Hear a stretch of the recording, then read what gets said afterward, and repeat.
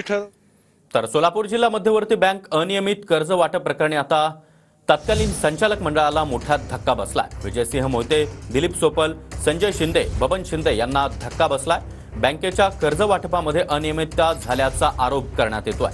सहकार न्याय प्राधिकरणाचा चौकशी करून निर्णय आहे।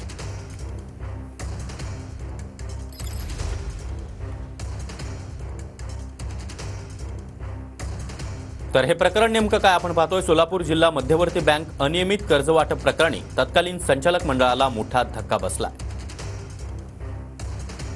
दिलीप सोपल, रणजितसिंह मोहिते, बबन शिंदे, संजय शिंदे त्याचबरोबर दिलीप माने यांना देखील हा धक्का मानला जातोय।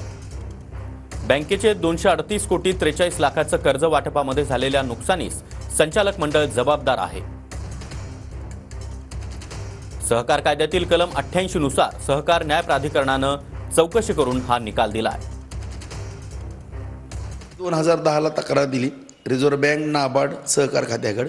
त्याच्यावरती निर्णय होत नव्हता म्हणून मी माननीय उच्च न्यायालयामध्ये गेलो। 88च्या इन्क्वायरीच्या अनुषंगानं सगळ्या संचालक मंडळांना जे जे दोषी आहेत त्यांना 83 मध्ये आढळले होते त्या सगळ्यांना नोटिसा दिल्या, त्यांचं म्हणणं घेतलं, सगळ्या दोन्ही बाजू ऐकून घेतल्या। जवळपास 238 कोटी रुपयाची नुकसान केली या आशयाखाली त्यांना जवळपास सगळ्या संचालकांना त्यावेळेच्या जबाबदार धरण्यात आलेला आहे। आणि माझ्या माहितीप्रमाणे त्याला 12% व्याज, ती जवळपास 12-13 वर्षापूर्वीच्या रकमा आहेत। या सगळ्या 1000 कोटीपर्यंतची वसुली होणं अपेक्षित आहे।